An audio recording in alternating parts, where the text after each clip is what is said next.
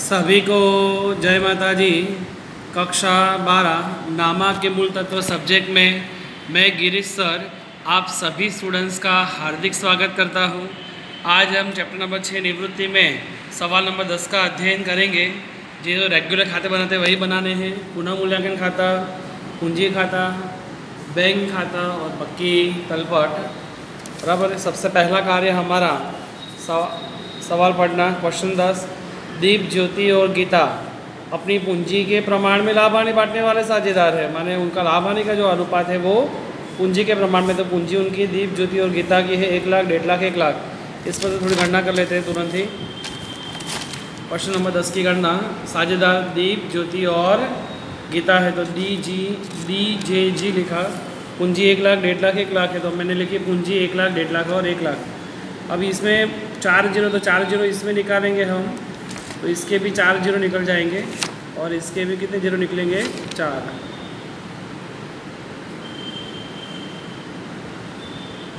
तो यहाँ हमारे पास कितने बचे? 10। यहाँ बचे 15 और यहाँ बचे 10। सबको 5 से भाग दो। 5 दूनी 10 माने 2 आए। 5 तिया 15 माने 3 आए। 5 दूनी 10 माने 2 आए।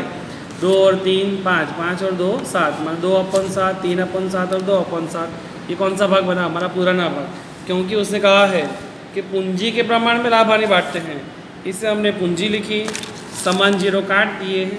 समान जीरो काटने के बाद बचे 10, 15 और 10। सबको 5 से भाग दिया छोटा रूप करने के लिए।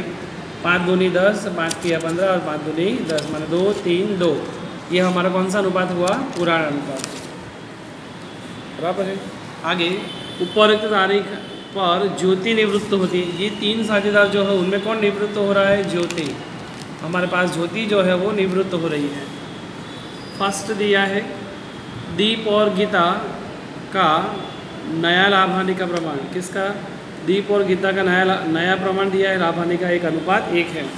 तो रखा हमने नया भाग दीप और गीता का 1:1 है। माने 1 और 1 कितने हुए? 2। 1 और 1 कितने हुए? 2। तो 1/2। पुराना नया। सबसे पहले क्या निकालेंगे? लाभ का भाग। लाभ का भाग का सूत्र है नया भाग माइनस पुराना भाग। सबसे पहले डी, नया भाग है 1/2 माइनस पुराना है 2/7। सादरूप दिया तो 3/14 आया। ठीक वैसे ही गीता का देखते हैं। वो नया भाग है 1/2, पुराना भाग है 2/7। सादरूप दिया 3/14 आया। इसका अर्थ ये कि लाभ का भाग DNG का क्रमशः 3 माने समान ही आता है। बराबर। फर्स्ट समझ में आगे लिखा है ख्याति का मूल्य 70,000 है। ख्याति का मूल्य है, पेढ़ी की ख्याति है। यहाँ पे साझेदार का नाम नहीं लिखा था, ये पेढ़ी की ख्याति है। इस पेढ़ी की ख्याति पर से निवृत्त होने वाले साझेदार की ख्याति ढूंढेंगे हम। तो सबसे पहले तीनों में से निवृत्त कौन हो रहा है? ज्योति। ज्योति का भाग क्या है? 3/7। तो लिखेंगे ज्योति की ख्याति। टोटल कितनी ख्याति थी हमारे पास? 70,000। तो इस 70,000 में ज्योति का भाग कौन सा था? 3/7। तो लिखेंगे हम 70,000 गुणा 3/7। तो आंसर कितना आया? 30,000। इसका ज्योति की ख्याति आई 30,000। ज्योति जाने वाले साझेदार है, जाने वाले खाते जमा होगा तो चालू साझेदार खाते उधार। ज्योति जाएगी, चालू कौन बचेंगे? डी और जी। तो लिखेंगे हम डी खाते उधार, जी खाते उधार, जाने वाले जे खाते जमा। जे खाते जमा 30,000 आएंगे और डी और जी में उनके लाभ के भाग में, लाभ का भाग दोनों का 3 माने समान भाग है। 30,000 को समान भाग में बांटेंगे तो कितना आएगा? 15,000 आएगा। ओके, अब इसकी खतौनी करते हैं। डी खाते उधार में 15,000, जी खाते उधार में 15,000। नाम लिखेंगे जे खाते। तो डी खाते उधार में 15,000, जी खाते उधार में भी 15,000। नाम लिखा हमने जे खाते। फिर जे खाते से है तो जे खाते के जमा पक्ष में 15,000 लिखेंगे। नाम लिखेंगे डी और जी। और जे खाते के जमा पक्ष में लिखेंगे, जे खाते के जमा पक्ष में लिखेंगे 15,000। नाम लिखेंगे डी खाते और जी खाते। ये टोटल ख्याति की लाभ की गणना हुई और ये ख्याति की प्रविष्टियाँ हुई। बराबर है। आगे का समायोजन। देनदार पर पहले हम समायोजन टिक करना बाकी है। समायोजन टिक करते देनदार पर डूबत नाम में 10% रखनी है तो देनदार पर टिक किया हमने। आगे है स्टॉक है तो स्टॉक में टिक किया हमने। ट्रेडमार्क है तो ट्रेडमार्क में टिक किया। PF है तो PF में टिक किया। आगे का समझ नहीं दिया है। सबसे पहला कार्य हमारे एंट्री रखना 1/1। तो सबसे पहले हमारे पास ये ख्याति। टोटल क्वेश्चन नंबर 10 में ये ख्याति टोटल कितनी है 14,000। इस 14,000 को हमने अभी जो नया भाग पुराना भाग बनाया कौन सा था 2 3 2 में बांटेंगे तो ख्याति आएगी। आप जानते हैं पूंजी खाते उधार में लिखेंगे ख्याति 4 6 4। टोटल कितने का था 14,000। इस 14,000 को 2 3 2 में बांटा हमने तो 4 6 4,000 ख्याति आई। जमीन मकान संपत्ति है तो लिखेंगे संपत्ति लेना में जमीन मकान 290 है तो लिखा जमीन मकान 2,90,000। ट्रेडमार्क 60,000 है। प्रॉपर्टी है संपत्ति लेना में लिखेंगे ट्रेडमार्क 60,000। इसमें टिक है तो इनर कॉलम में लिखने का 60,000। स्टॉक 50,000 टिक है तो इनर कॉलम में लिखेंगे 2 लाइन छोड़कर स्टॉक 50,000 इनर कॉलम में। देनदार 40,000 है तो लिखेंगे देनदार इनर कॉलम में 40,000। बैंक संपत्ति है बैंक खाते में जाएगा 22,000। बैंक खाते उधार पक्ष में लिखेंगे शेष आगे लाए 22,000। संपत्ति लेना हो गया पूंजी पूंजी जाएगी पूंजी खाते के जमा पक्ष में शेष आगे लाए 1 1.5 1। पूंजी खाते के जमा पक्ष में लिखेंगे शेष आगे लाए 1 लाख 1.5 लाख 1 लाख। सामान्य नमक एकत्रित लाभ है साझेदारों के बीच बांट देंगे। 28,000 को बांटने पर कौन से भाग में बांटेंगे तो हमारा पुराना भाग जो था पूंजी खाते में निकाला था हमने 2 3 2 में 28,000 को बांटेंगे तो आएगा पूंजी खाते जमा पक्ष में लिखेंगे सामान्य नाम 28,000 को बांटेंगे तो 8 12 8 आएंगे। लेनदार दायित्व है 60,000 तो लिखेंगे लेनदार दायित्व में। पूंजी दायित्व में लिखेंगे लेनदार 60,000। प्रोविडेंट फंड 32,000 तो लिखेंगे प्रोविडेंट फंड टिक है टिक किया है तो इनर कॉलम में लिखेंगे 32,000। यहाँ पर हमारी एंट्रियाँ पूरी हुई। समायोजन फर्स्ट हमने सॉल्व कर दिया था। सेकंड समाज में देखते हैं देनदार पर डूबा देना 10% तक घटानी है तो देनदार पर डूबा देना घटानी तो घटा दो सीधा। देनदार 40,000 है माइनस डूबा देना 10% 4,000 तो 40,000 में 4,000 के बचे 36,000। 4 डूबा देना नुकसान पुनः मूल्यांकन खाते उधार आएगा 4,000 और पहले की कितनी है 6,000। अगर 4 में से 6 गए तो माइनस 2,000 तो उधार कर सकते ही नहीं है तो जमा पक्ष पे लिखेंगे डूबा देना नामक 4 में से 6 गए तो 2,000।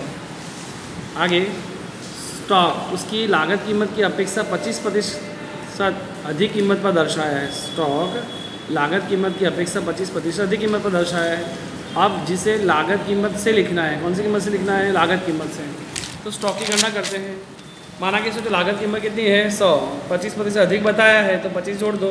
इसका बही कीमत कितनी आई होगी 125।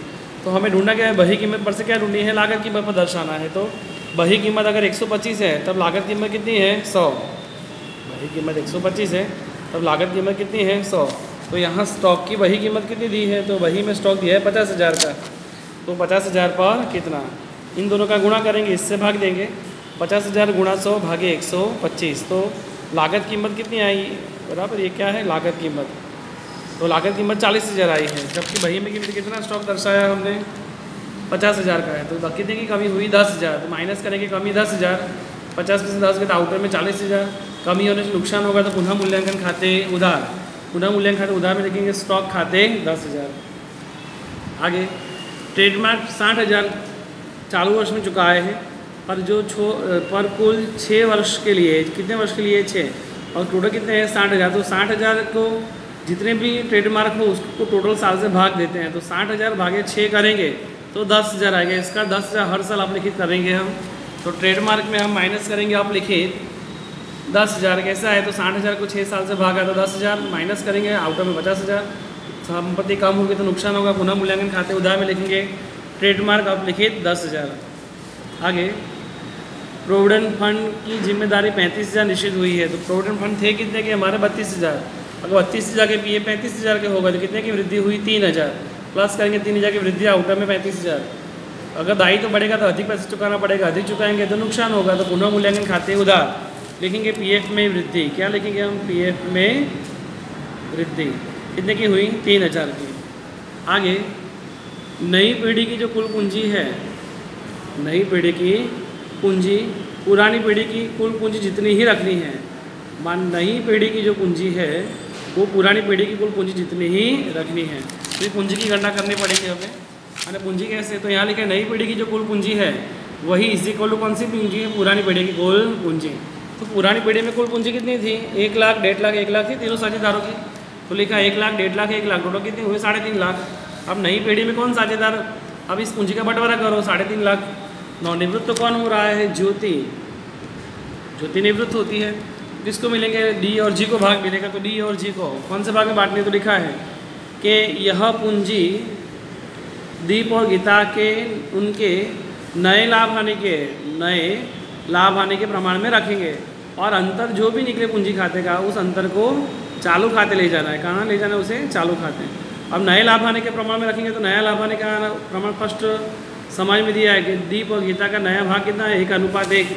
मान नई पीढ़ी की जो पूंजी थी वो पुरानी पीढ़ी की कुल पूंजी जितनी ही है, 1 लाख, 1.5 लाख, 1 लाख, 3.5 लाख, जिसे डी और जी के बीच बांटेंगे नए भाग में 1:1 में, तो समान होगा 1,75,000, 1,75,000। इस पूंजी को अंतिम पूंजी बोलते हैं। कौन सी पूंजी बोलते हैं? अंतिम पूंजी।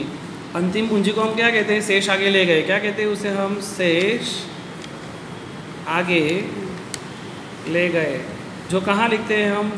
पूंजी खाते उधार में। कहाँ लिखते हैं? पूंजी खाते उधार। तो पूंजी खाते के उधार पक्ष में लिखेंगे शेष आगे ले गए। डी में भी 1,75 और जी में भी 1,75, जो हमने अभी गणना की इस हिसाब से कि नई पीढ़ी की जो पूंजी है वो पुरानी पीढ़ी जितनी रखी तो 3.5 लाख। नई पीढ़ी में 2 ही साझेदार ज्योति निवृत्त हो गए तो डी और जी उनको समान भाग में बांटना है। नए भाग में 1,75, 1,75। ये अंतिम पूंजी को कहते हैं शेष आगे ले गए। जो पूंजी खाते उधार जाएंगे डी और जी में 1,75, 1,75, जो लिखा हमने डी और जी में 1,75, 1,75। यहाँ पे हमारे सभी समाज में पूरे हुए। फर्स्ट खाता पुनर्मूल्यांकन खाता बंद करते हैं। उधार का 23,000 में से 2,000 गए तो बचे 21,000। से कहेंगे हाँ नहीं पूंजी खाते ये जमा है। जमा की एंट्री क्या होगी? उधार पक्ष में लिखेंगे पुनः मूल्यांकन खाते 696 बांट दिया ना हमने, ये 696 में बांट दिया बराबर। सबसे पहले ज्योति का खाता बंद करेंगे। इसका टोटल ज़्यादा हो रहा है 1,92 में से, तो दोनों एंट्री घटाएंगे तो 1,77 डिफरेंस निकलेगा। कुछ कहा ना हो तो वो लोन खाते जाएंगे पैसे, देखेंगे जे की लोन खाते। अगर ये उधार है तो दायित्व तो में जमा लिखेंगे, जे की लोन खाता 1,77। अब डी का खाता बंद करेंगे। इसका टोटल ज़्यादा आ रहा है उधार का 2 लाख, तो 2 लाख उसमें से 1,08,000 गए तो 92,000 का डिफरेंस निकला। ये डिफरेंस को कहाँ ले जाना है? तो उसके लिए लिखा उन्होंने कि अंतर की रकम चालू खाते ले जानी है। कहाँ ले जानी है? अंतर की रकम चालू खाते। तो जो भी डिफरेंस निकला जमा पक्ष में, क्योंकि शेष आगे ले गए तो दे दी है, तो ये अंतर चालू खाते ले जाना है। 92,000 को कहाँ लिखेंगे? चालू खाते। ठीक है, वैसे ही जी का ये 1,08,000 है, जबकि ये ज़्यादा हो रहा है। टोटल 2 लाख में से 1,08,000 गए, बचे 92,000, इसका भी 92,000। इसके सामने लिखेंगे चालू खाते हैं। अगर ये जमा है तो संपत्ति का हम उधार पक्ष में लिखेंगे हम चालू खाता डी और जी। कितने थे दोनों के? 92,000। टोटल हुआ 1,84,000 बराबर है। ये शेष आगे ले गए। दूसरी एंट्री क्या होगी? पूंजी खाता दायित्व में लिखेंगे पूंजी खाता डी और जी 1,75, 1,75, टोटल कितने हुए? 3.5 लाख बराबर। बैंक खाता बंद कर देंगे तो 22 डिफरेंस 22,000। संपत्ति नाम लिखेंगे बैंक खाता, डिफरेंस 22,000। अब संपत्ति ना पक्ष का टोटल करेंगे 6,22 हुआ।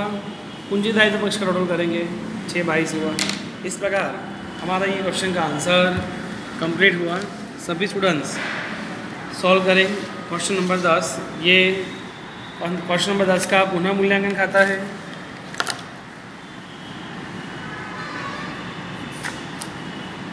ये साझेदारों का पूंजी खाता है।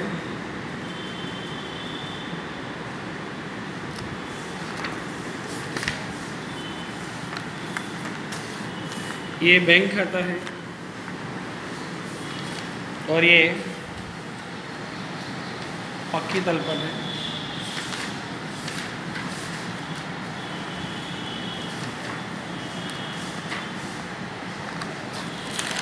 ये आवश्यक गणना में आप देख सकते हैं नया लाभ आने का भाग, ये ख्याति की गणना,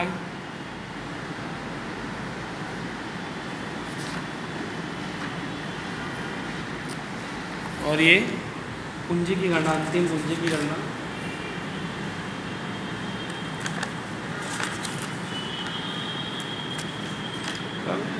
ठीक है, माना आज का आपको होमवर्क रहेगा सवाल नंबर 10 तो है ही, साथ साथ में उदाहरण नंबर 20 सॉल्व करोगे। क्या सॉल्व करोगे? उदाहरण नंबर 20 जो पेज नंबर 141 पर है। सेम वैसा ही क्वेश्चन है, पर इतना है कि यहाँ पे जो चालू खाते ले जाते हैं वो पैसे बैंक खाते में लिखने हैं। सवाल 8 में लिखा है कि नई पीढ़ी की कुल पूंजी पुरानी पीढ़ी की कुल पूंजी जितनी रखनी है, जो अभी पॉइंट समझाया।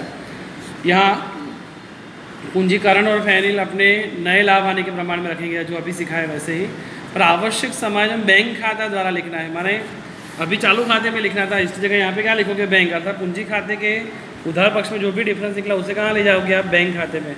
या जमा पक्ष में भी डिफरेंस निकला उसे भी कहाँ ले जाओगे आप, बैंक खाते में।